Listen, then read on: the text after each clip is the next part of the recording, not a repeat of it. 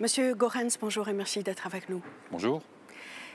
Comment va l'Union européenne? L'Union européenne pourrait aller mieux. Elle reste quand même un havre de paix, de paix sociale.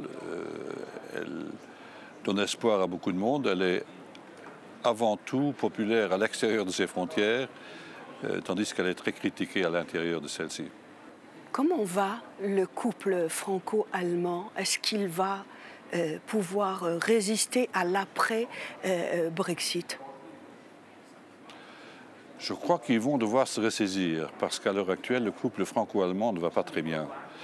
Le seul à faire des propositions ambitieuses, c'est le président Macron. Mais la réponse allemande, même si elle tarde à venir, elle est toujours insuffisante. Et je crois que le couple franco-allemand devrait quand même mettre en exergue son rôle d'exemplarité qui consiste à donner des impulsions à une meilleure intégration européenne. Dans le temps, ça fonctionnait plutôt bien. Nous devons l'euro, pas exclusivement, mais très sensiblement quand même à l'entente franco-allemande en la matière. C'était Kohl et Mitterrand qui ont donné un coup de pouce à cette intégration monétaire, avec le concours de Jacques Delors, certes. Le couple franco-allemand n'est pas tout, mais tout risque de devenir dérisoire si ces deux ne s'entendent pas. Mais il y a au sein de l'Union européenne des pays pivots. Je pense à l'Italie, à l'Espagne, qui se plaignent déjà de ne pas être impliqués parfois à de grandes décisions. Vous pensez qu'il faut revoir les équilibres à l'intérieur de l'Union européenne après le Brexit? Cela traduit le malaise auprès de ceux qui sont exclus de certains forats. Par exemple, quand il s'agit de traiter des grandes affaires de ce monde, c'est le G7 ou le G20 qui se réunissent. La Belgique est absente, les Pays-Bas ne sont pas là, la Pologne, la Roumanie, l'Espagne, ce sont des pays qui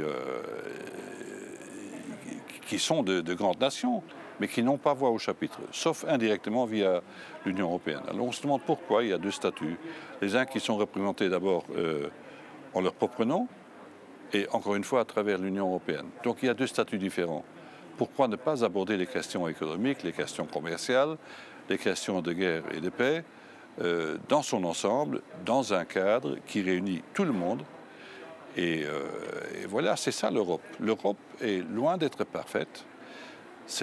L'Europe reste un chantier.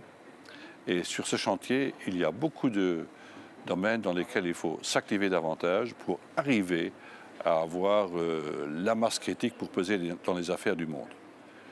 L'Allemagne, seule face à la Chine, elle pèse plus lourdement que tous les autres, mais néanmoins, pour peser de tout son poids, elle a besoin du concours de l'Union européenne. La France aussi. Je crois que Macron l'a compris lors de sa dernière visite. Il a intégré dans sa délégation un représentant du gouvernement allemand et aussi un représentant de la Commission. Je crois que c'était un début d'aveu que seul on n'arrive plus au résultat voulu. Alors, depuis la sortie de la Grande-Bretagne de l'Union européenne, la France est devenue le seul pays à détenir la bombe atomique. Elle est le seul pays à être un membre permanent au Conseil de sécurité de l'ONU. Est-ce que cela ne va pas encore créer des déséquilibres et des malentendus au sein de l'Union européenne? Non, mais le déséquilibre est là. La question est de savoir qu'est-ce qu'on va faire avec ce déséquilibre. La situation en matière de sécurité est extrêmement complexe. Jusque maintenant, en tout cas, les pays qui étaient membres de l'OTAN avaient une quasi-certitude qu'en cas de conflit, les États-Unis seraient à leur côté. Je crois que Trump a fait planer un doute certain sur cette certitude. Donc cette certitude n'est plus acquise. La France se propose de remplacer ce vide. Alors, est-ce que la France est prête à mettre les autres sous son parapluie nucléaire? D'après les récentes déclarations de Macron, ça semble être le cas. Mais la deuxième question, décisive pour faire de l'Union européenne un ensemble stratégique jouissant de la même protection et de savoir si les autres États membres le veulent. Or, pour être suffisamment dissuasive, l'arme nucléaire existe. Du fait d'exister, elle dissuade les autres d'attaquer le pays qui en est le détenteur, ce que les Français appellent la dissuasion par constat. Alors cette dissuasion par constat pourrait fonctionner aussi à l'échelle européenne si les autres États membres l'acceptaient. Demandez à l'Autriche, à la Suède, à l'Irlande et à la Finlande, qui sont des pays neutres, s'ils sont prêts à l'accepter. Demandez ensuite aux pays de l'OTAN s'ils sont prêts à l'accepter. Demandez aussi à tous ces pays si, le cas échéant, ils seraient prêts à laisser la France seule activer le bouton nucléaire. Donc si on veut prévenir à long terme la vitrification de l'Union européenne, c'est un cas purement théorique. Je ne crois pas que l'Union européenne est menacée nucléairement, mais toujours est-il que ceux qui s'imposent avec un culot incommensurable en Europe détiennent l'arme nucléaire, les Russes. Hein? Ils modifient les frontières et personne ne songerait à les attaquer militairement. Pourquoi? Parce qu'ils sont une puissance nucléaire. Et celui qui risquerait de se frotter à eux, ne fût-ce que militairement parlant, il s'exposerait à la dissuasion nucléaire de la Russie. Alors, est-ce que l'Europe, vous pouvez dire que c'est du grand bluff? Peut-être que c'est du bluff, mais si ce bluff fonctionne, tant mieux. La meilleure des solutions serait la dénucléarisation totale du monde, mais là, nous sommes loin du compte. Hein. Les États-Unis et les Russes détiennent des arsenaux nucléaires extrêmement importants qui suffiraient à détruire des dizaines de fois notre globe. La France jouit d'une puissance nucléaire quand même très inférieure. Elle s'offre dans le cadre d'une vision géostratégique comme un partenaire pour les autres. Mais cette question, on n'est qu'à ses débuts. L'Allemagne, hein, qu'on a toujours qualifiée de moteur de l'Union européenne, va justement présider le Conseil européen à l'Union européenne, donc à partir du 1er juillet prochain, sous la présidence aussi de Mme Merkel, oui. Et ça va être la dernière fois. Vous pensez que l'Allemagne va apporter ces crises internes au sein de l'Union européenne pendant ces 6 mois de présidence? Vous parlez de la décomposition du paysage politique allemand? Tout à fait. Mais je crois que les autres pays sont exposés aux mêmes problèmes, aux mêmes défis. Ce défi est partout. Vous dites aussi que l'Allemagne est le moteur de l'intégration européenne. Oui, pourquoi? Mais parce que l'Europe n'est pas suffisamment intégrée. Donc les grands pays jouent toujours un rôle plus important que les pays moyens ou petits. Je crois que le moteur de l'intégration européenne devrait être la volonté commune d'aller de l'avant. Or, ça, ce n'est pas le cas. Voyez un peu le surplace que fait le Conseil européen en matière de financement de l'Union européenne pour les 7 années à venir. C'est d'un ridicule incroyable.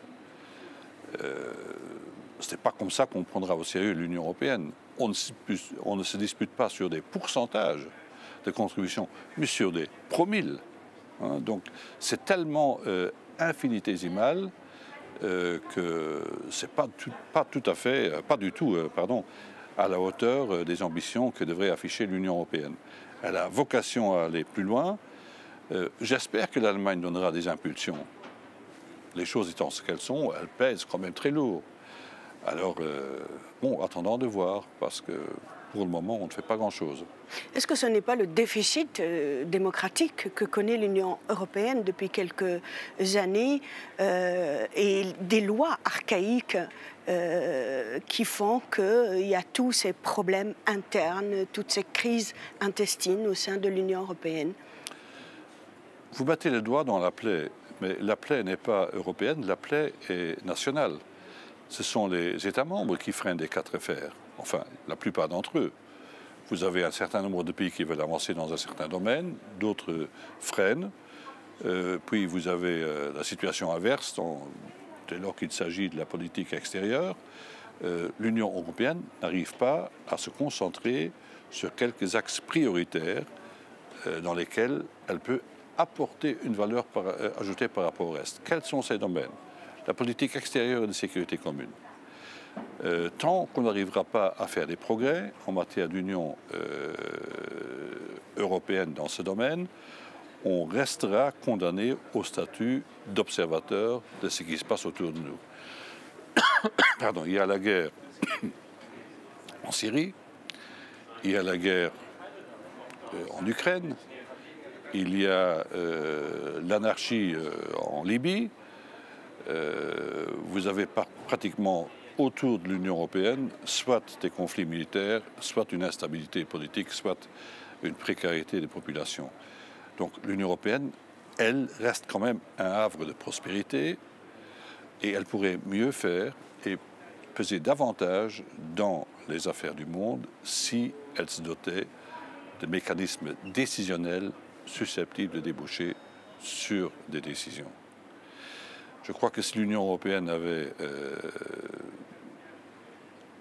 qualité décidé d'une zone, d'une no-fly zone sur la Syrie, si elle avait le poids militaire nécessaire pour imposer une telle mesure, je crois qu'on aurait épargné la vie à des centaines de milliers de gens. Il y aurait au moins 12 millions de personnes non déplacées, alors que maintenant elles sont déplacées soit à l'intérieur de la Syrie, soit dans les pays voisins de la Syrie, soit dans l'Union européenne. Donc je crois que nous sommes en train de payer, non pas les dividendes de l'intégration, mais les méfaits du manque d'intégration. Ça nous coûte très cher d'un point de vue financier, d'un point de vue économique, d'un point de vue moral, du point de vue de l'autorité de l'Union européenne dans le reste du monde. L'Union européenne, donc vous le disiez, elle n'a pas pu imposer ses solutions de sortie de crise en Syrie. Elle a échoué, elle a capitulé aussi par rapport à l'Instex sur l'accord iranien. Est-ce que vous pensez que les Européens vont continuer à être soumis à une pression américaine? Ils finiront peut-être par sortir aussi de l'accord nucléaire, et je pense bien sûr à l'Allemagne et la France qui ont signé cet accord. C'est la première période de 4 ans, disons 4 ans, sous l'ère Trump, que l'Union européenne ne trouve plus d'obstacles du côté des Américains pour s'unir et pour approfondir sa coopération dans le domaine de la sécurité. Mais qu'est-ce que l'Union européenne en a fait? On a doté le budget de l'Union européenne d'un fonds permettant la recherche en commun dans le domaine de l'armement. Ce qui a mis en colère M. Trump, indirectement? Oui, mais jusque maintenant, on avait une situation dans laquelle les Américains ne nous laissaient pas faire, mais ils étaient bienveillants. Maintenant, ils ne sont plus bienveillants et ils hésitent à nous laisser faire. C'est ça la situation dans laquelle se trouve l'Europe en ce moment. Disons-le clairement, il faudrait renouer avec une ouverture qu'avait fait Kennedy dans les années 60, créer un pilier européen à l'intérieur de l'OTAN. Un pilier européen uni, avec des vues communes et déterminé sur la façon dont elle devrait peser, dont l'Union européenne devrait peser dans les affaires du monde. Mais est-ce qu'aujourd'hui l'OTAN a une raison d'être? Oui, elle garde toute sa raison d'être, parce qu'il y a la guerre autour de nous. Je crois qu'il faut quand même avoir une unité de vue, avoir une lecture commune de la situation. L'OTAN reste avant tout, en temps de paix, un instrument politique, et je crois que c'est cet instrument politique qu'il faut continuer à privilégier, tout en disposant d'un système de capacité militaire suffisamment dissuasive pour maintenir la paix, pour garantir la paix. C'est comme ça que se garantit la paix. Le dossier de la migration. Oui. L'Union européenne capitule aussi? Il n'y a pas de solution? L'Union européenne devrait faire preuve de plus de solidarité. Elle devrait ouvrir des voies légales pour l'immigration. Donc plutôt que de repousser les gens aux frontières extérieures de l'Union européenne, on ferait mieux de leur offrir une perspective d'intégration dans l'Union européenne par le travail. Donc l'Union européenne devrait ouvrir des bureaux de recrutement de personnel dans les pays africains, par exemple. Alors les gens qui pourraient se qualifier auraient, dans ce cas, le droit de venir dans l'Union européenne. C'est quand même mieux que de risquer sa vie dans un bateau de fortune en Méditerranée.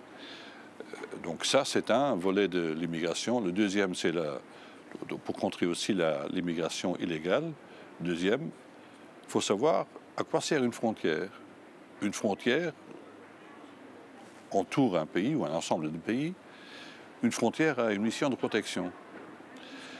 Mais ça ne veut pas dire qu'elle doit rester imperméable. Elle doit rester perméable pour tous ceux qui ont le droit de venir dans l'Union européenne. L'Union européenne est une union basée sur le droit. Alors qui peut entrer dans l'Union européenne? Les gens qui fuient la paix, qui fuient la guerre, les gens qui fuient la misère, elles ont le droit de demander aux pays membres de l'Union européenne de pouvoir jouir de leur protection. Et l'Union européenne, de son côté, paye la Turquie pour les bloquer sur les terres turques. Est-ce que là, l'Europe n'a pas raté sa vocation et n'a pas piétiné ses valeurs et ses principes? L'Europe n'a pas raté sa vocation, mais l'Europe pourrait mieux faire. Ce que fait Erdogan, à l'heure actuelle, c'est du chantage via radio et télévision. Mais est-ce que Erdogan a toujours tort?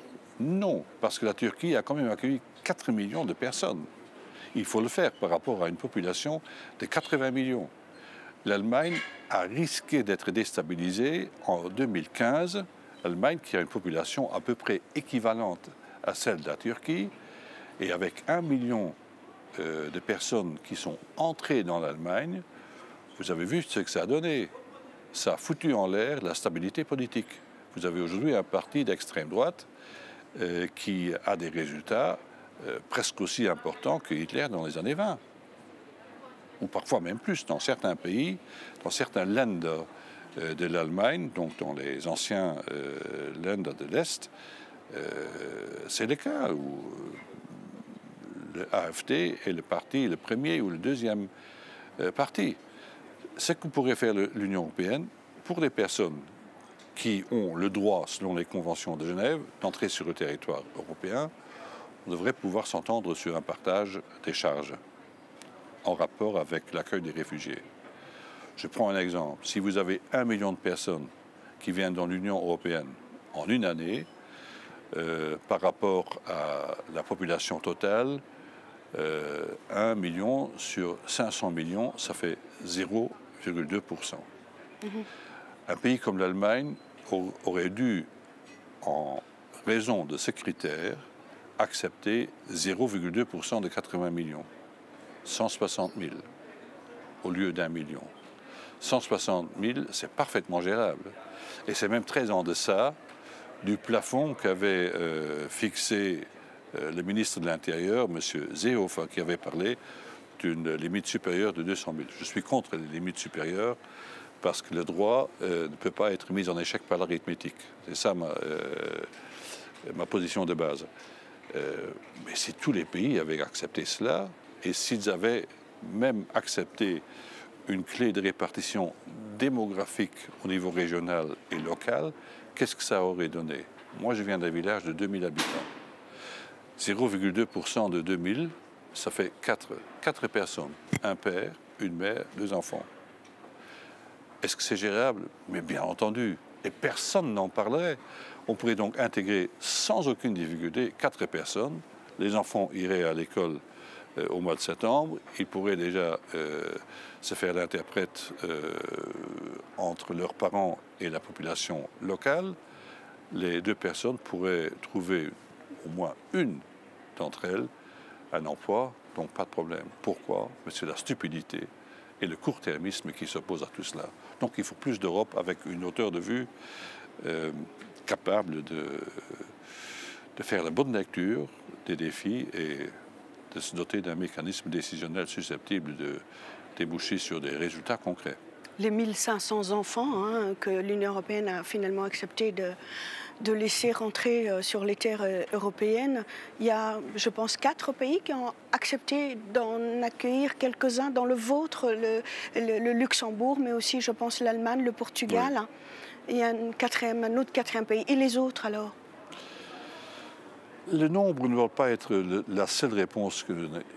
Est-ce qu'il y a encore d'autres enfants sur place qui sont dans la même situation? Si oui, il faudrait les accueillir aussi. Deuxième chose qu'il faut faire, ça c'est dans l'immédiat. Donc il y a, comment dirais-je, quand même, on pourrait faire preuve d'un peu plus d'empathie. On ne parle pas des réfugiés comme on parle de la circulation des marchandises. Ce sont des hommes. Tous les hommes naissent égaux. Et personne ne naît avec un passeport dans la main.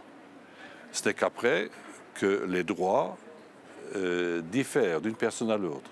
Parce que ceux qui ont la chance de vivre sur un territoire sur lequel il y a une gouvernance digne de ce nom se voient accorder les droits. On appelle ça les droits des citoyens. Mais les droits de l'homme ne sont pas toujours identiques aux droits des citoyens. Ils devraient l'être, mais en pratique, ce n'est pas le cas. Le citoyen d'un pays a plus de droits que celui qui n'est pas citoyen de ce pays. Chaque pays devrait assumer ses responsabilités, pas seulement les pays européens, mais aussi les autres. Mais les choses étant ce qu'elles sont, l'Union européenne qui a été incapable de freiner les belligérants en Syrie, elle accepte, elle est exposée, elle est sur le front de la misère humanitaire. Donc elle devrait tirer les leçons de cela, partager le fardeau là où il peut être partagé, mieux défendre les frontières extérieures là où elles peuvent être mieux défendues, et puis s'attaquer à la racine du problème. Quelle est l'origine des migrations? Les gens qui n'ont plus de perspective chez eux, essayent de voir ailleurs. En Afrique, ça se passe de la façon suivante. 90% vont dans la région voisine, dans le pays voisin. 10% seulement quittent l'Afrique. Il est aberrant de tabler sur des centaines de millions d'Africains qui vont venir en Europe. C'est de la bêtise.